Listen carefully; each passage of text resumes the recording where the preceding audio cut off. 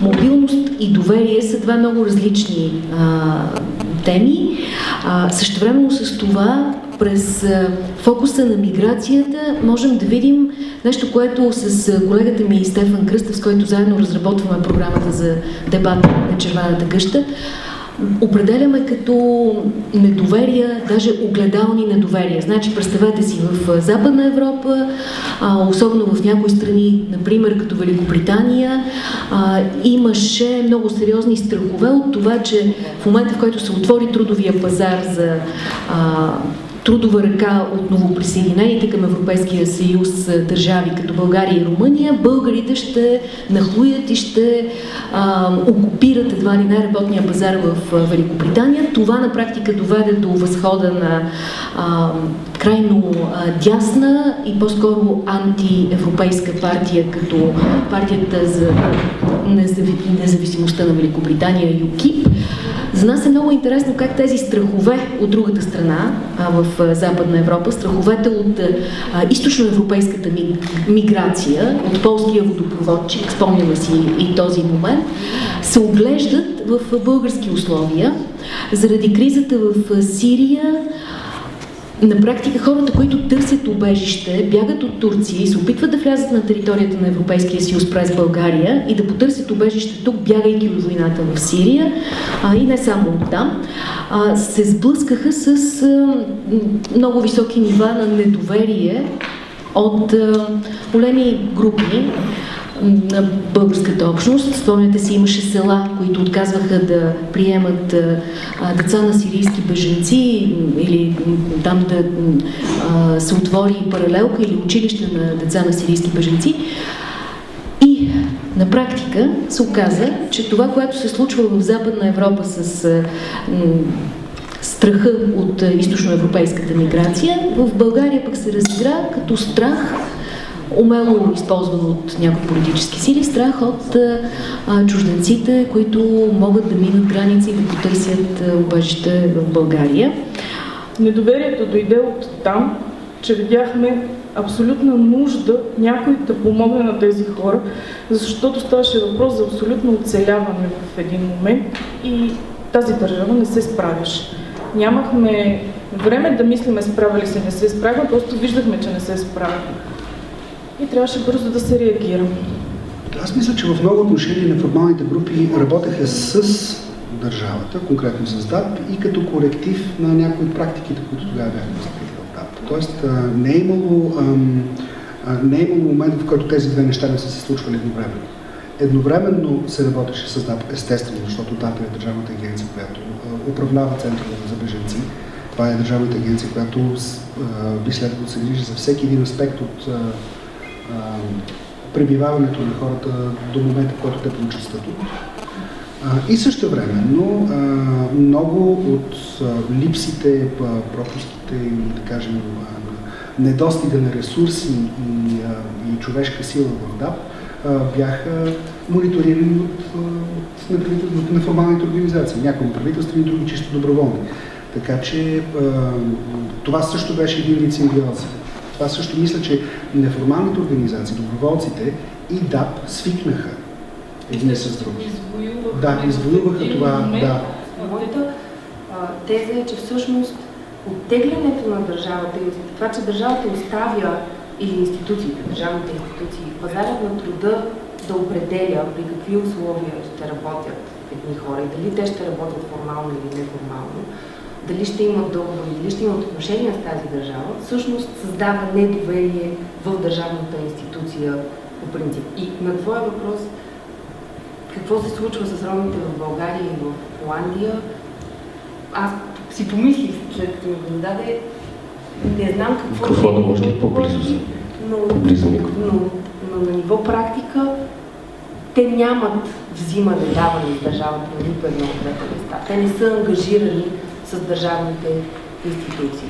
Те живеят отвъд възможността да имат социални помощи, те живеят отвъд възможността да имат работа с договор, която би ги свързала с тези институции. Тоест те заобикалят държавата, но не по тяхно желание, а защото тя ги насърчава и ги оставя. Добре, тя ги отблъска. Това същевременно създава изключително удобни условия за експлоатация, за ниско заплащане, за несигурен труд, за абсолютно никаква защита на правата на тези хора като трудещи се и до степен, че всъщност това, което те правят, не се категоризира като работа. Понеже излиза от категорията на формалната работа, от гледна точка на институциите, от гледна точка на публичния дискурс и на политиците, българските мигранти, тези бедните български мигранти в Холандия, са тези, които източват социалните помощи. Това, че те работят, не се признава. Българските роми в България, знаете как се говори за тях. Те са мързеливи, раждат деца, за да получават детски и изобщо живеят от социалните помощи. Когато човек обърне поглед върху реалните практики, се оказва, че те изобщо не стигат до достъп до тези социални помощи, а даже да стигнат, тези социални помощи са 35 лева на месец, 47 лева, нещо такова, нали, някакси отвъд. Това е в България. А имат ли достъп до социалните помощи, да кажем, в Холандия? Формално да, обаче на практика, като европейски граждани, на практика от тези специално хора, за които аз правих изследвания, много малко от тях достигат до това право. За да имаш достъп до помощ, трябва да имаш адресна регистрация. Нещо уж много елементарно. За да имаш адресна регистрация, трябва да имаш договор за наем. За да имаш договор за наем, трябва да имаш работа, която ти гарантира, че всеки месец можеш да си платиш. Вместо това те плащат на вечер. И тези дребни, уж всекидневни аспекти от живота им всъщност имат изключително сериозни последствия за отношенията им в държавата, а оттам и за това какво мислят за нея. И какъв тип доверие може да се създаде или да не се създаде. Емигранти в Гърция могат и незаконни да се записват в синдикатите и да използват услугите на синдикатите помощта. Няма нужда да имаш документи и да си с договор на работа, за да потърсиш помощта на синдиката, защото след като вече упражняваш някакъв труд, имаш някакви права. След като си гражданин, имаш някакви граждански права. И намира се начин, по който може да се помага на нелегалните работещи в Гърция хора. Обсъждаме едно предложение, което мислим да започнем с мои колеги от Германия и от Испания в Европарламента. Поставяме темата за участието на емигрантите в евроизборите, значи на емигранти и от Азия, от Африка, на всички видове емигранти в Европа да имат право на избори, да участват в изборите, да гласуват. Най-вероятно ще има едно ограничение, като си имали минимум 5 години за начална декларация, да се осигурява минимум 5 години. Защото тези хора, идвайки в държавата, в която се намират, те ще очакват да получат пенсия и тъй като те ще се надяват да получат тази пенсия, трябва да се изберат и управлението, което ще има тази държава. На тези, с които ще има доверие, че след 15-20 години, когато дойде време за пенсиониране, той ще получава пенсията си. Защото много хора, идвайки в Европа, не идват с идеята, че ще бъдат за 2 години, 3 ще се върнат обратно. Много от тях идват да останат. И тези, които искат да останат, трябва да имат правото да гласуват, да се определят бъдещето. Добре, в България, ако се направи едно проучване за доверието в синдикатите, мисля, че има такива проучвания. Не мога да цитирам точни данни, но не мисля, че са високи нивата на доверие в синдикатите. В Гърция как е? Има ли основания за доверие или за недоверие в синдикатите? Също в Гърция е много високо недоверието към синдикатите, но синдиката на първично ниво е такъв, какъвто ние го изградим. Ако ние искаме този синдикат да работи за нас, ще внимаваме много кого избираме и как работиме. Може би и нашия синдикат е бил един от единствените, който е бил толкова, как се казва, отзивчив и отдаден на проблемите на работниците, който правеше впечатление, защото спомням още докато работех, се завръщах от Брюксел и казаха: абе, ама с това ПЕКОП, само ПЕКОП, това е името на синдиката нашия. Бяха ни проглушили ушите за проблемите, които имаме ние в почистването. И то се справи, защото не се спазваше абсолютно никакъв трудов закон. Абсолютно никакъв. Имаше закони, не беше да няма никакъв закон, имаше закони, но не се спазваха. Вярно, че имаше нужда от създаването на други закони допълнителни. Но интересите на работодателите бяха съвсем различни. Те не искаха да съществуват закони, не искаха да се знаят законите, искаха просто да се събират еврата по десетки хиляди на ден. Трябва да има алтернатива на ситуацията, в която пазарът е този, който определя в крайна сметка как ще живеят едни работници, независимо дали е в Холандия, в Гърция или в друга държава. Очевидно е, че преди голямата вълна на миграция от 70-те години насам, отношенията между труда и производствата и бизнесите са били далеч по-строго определени в рамките на така наречените социални държави, в които са били ясни взаимоотношенията. Имало е фиксирано работно време, фиксирано заплащане, серия права за работниците. Очевидно е, че миграцията съвпада с едно отслабване на тези права, появяват се различни категории работници в крайна сметка. Постоянно се подкопава сигурността на работниците, които се намират в държавите, които приемат имигранти. Има една постоянна конкуренция за това кой ще предложи труда си срещу по-малко социална сигурност и срещу по-ниска цена. И в крайна сметка, според мен, отчасти тази несигурност, която тази система създава, е и отговорът на въпроса защо има толкова силни антиимигрантски настроения в момента навсякъде. Защото просто хората се страхуват за малкото социални права, които са им останали. Мерките, които в момента се вземат, нямат никаква логика, защото тия хора имат нужда от подкрепа. Те искат да спасят живота си, искат да продължат да живеят както всички хора на тази земя. Не можем да им откажем, да ги подслоним. Нас ми се виждат, че са много, но какво да кажа на Турция, която е подслонила 3 милиарда? 3 милиарда. 3 милиона, да, извинявам, 3 милиона, аз бъркам цифрите. 3 милиона, от които само 1 милион е излязъл от Турция. Много голяма част заминават към Азия, друга част идват към Европа, други заминават към Америка, които имат повече средства. Те търсят как да продължат живота си, както и аз търсих, как да продължа живота си, както аз търсих начин, как да спася детето си. Не мога да им откажа. Не мога. За трудовата миграция на ромите, доколко тя е обвързана с едни мафиотски структури тук в България, които просто, това вече не става въпрос за измиграция, става въпрос за търговия с хора.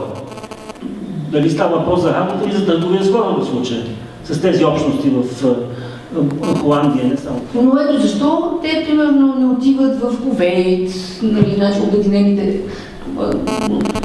Да, ето, т.е. в държави, които за техния статут са от тяхната и култура са доста по-всъщност заможни, отколкото ние тук. Аз разделям имиграцията на имиграция на граждани на Европейския съюз в рамките, значи те са граждани на европейска държава и в рамките на Европейския съюз те се движат и отиват да работят.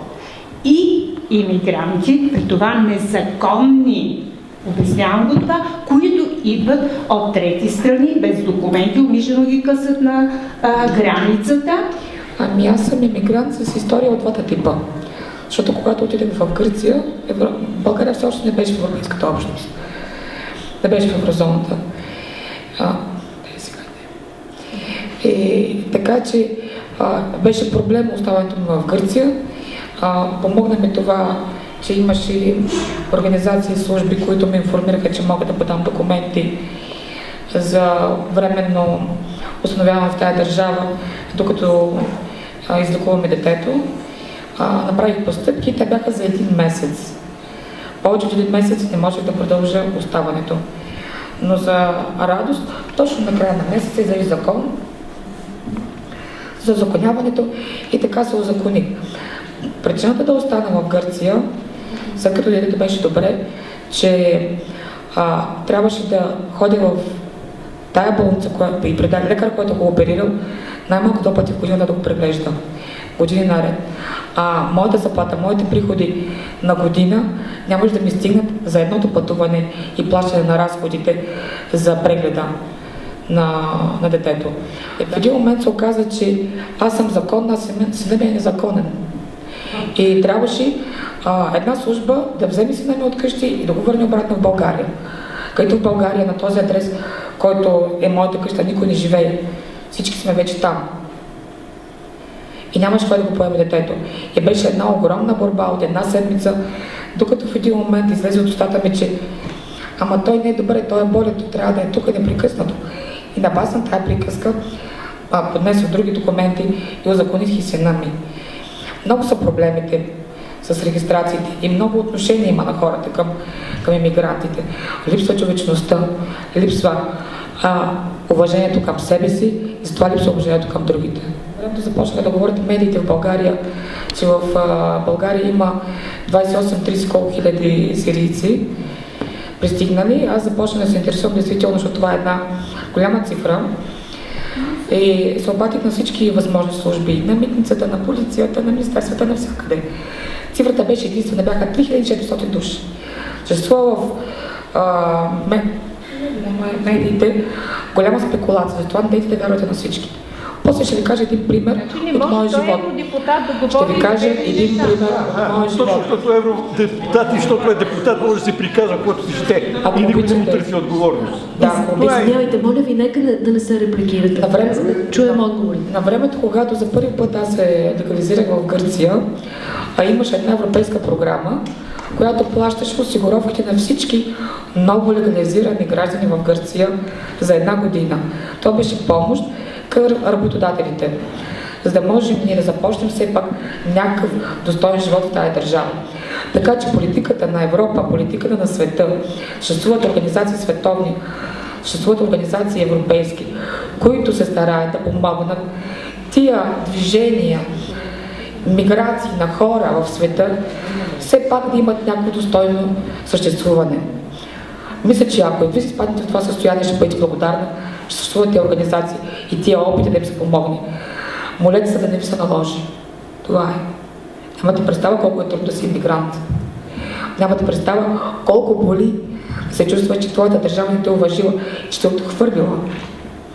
И понякога е лесно да приеме за себе си, но за детето си, което пътува на тази държава, че го отхвърли, не иска да знае за него, е много по-тежко. Да ви го пожелавам. Що се отнася до това, кой приема и кой не приема страни? Ако в който и друг аспект на човешките права Саудитска Арабия не е водещата сила в света, защо трябва да приемем, че тя ще бъде водещата сила в света по отношение на бежанци? Саудитска Арабия има такава политика по отношение на много неща. В Саудитска Арабия вие няма да може да шофирате. Така че не разбирам защо толкова ви е важно дали Кувейт и Саудитска Арабия приемат или не приемат бежанци. Те много неща не приемат. Защото са близки по език, Какво ви кара да смятате, че между сирийските кюрди и саудитите има нещо общо? Какво ви кара да смятате, че сирийските кюрди или иракските кюрди имат нещо общо с Саудитска Арабия? Защо са? Или това понеже един регион такъв от Турция нататък до Индия и той е едно и също. Голяма част от хората, които ние бихме си представили, че са жертви на трафик, са всъщност до голяма степен принудени да отидат поради икономически причини и отиват по собствено желание, с което отпадат официално от тази категория, което прави нещата много по-сложни. И за институциите, и за хората, които по някакъв начин са свързани с нещо, което ние бихме може да наречем трафик, това не е трафик. Дали в този процес се облагодетелстват всичките сводници, които изкарват много пари от това, обаче въпросът става недоволен. Те отиват по желание. Значи те жертви ли са или не са жертви. Това е въпрос не само в България, за съжаление, това е въпрос на ниво Европейски съюз и отвъд. Кои са жертвите и на какво са жертви? Жертви са на бедности, жертви са на мафия или на всичко. И всъщност аз искам обаче да свържа това с въпроса, който Ирина иска да приключи, да отбележим нещо, което излиза в случая с ромите, например. Изобщо с всички ниско квалифицирани и експлоатирани работници. на ниво публичен дискурс, на ниво институции, например западните институции, добрата миграция, добрите мигранти, нужните и необходимите и добре дошлите мигранти са високо квалифицирани, тези, които отиват да работят с договор. На ниво практика обаче също толкова нужда има от тези, които работят за много малко пари, които работят при изключително несигурни условия и от тях има нужда, за да се поддържа този тип. В момента разработваме една тема с Европейския парламент в Комисията за по труда за нерегламентирания труд. Всичко това, което говорите, се свързва точно с тази тема. Съществуват много спекулации, много злоупотреби, много пари отиват не там, където им мястото, много работници остават незаконни в кавички, защото работодателите не искат да им плащат осигуровките и не ги обявяват в инспекциите по труда. Не им правят договори, защото нямат интерес от това, имат интерес за бързо забогатяване.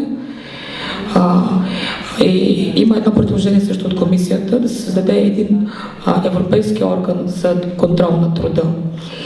Работи се по темата, правят се в момента изследване, правят се предложения и както казах за синдикатите, че зависи от нас какъв ще бъде синдиката, зависи от нас каква ще бъде Европа. Аз за това отидах там да работя, защото аз не искам някой друг да взема решение вместо мен. Аз искам да взема аз решението също. Днес ще бъда аз, утре ще бъде някой друг работник, друг ден ще бъде някой като вас.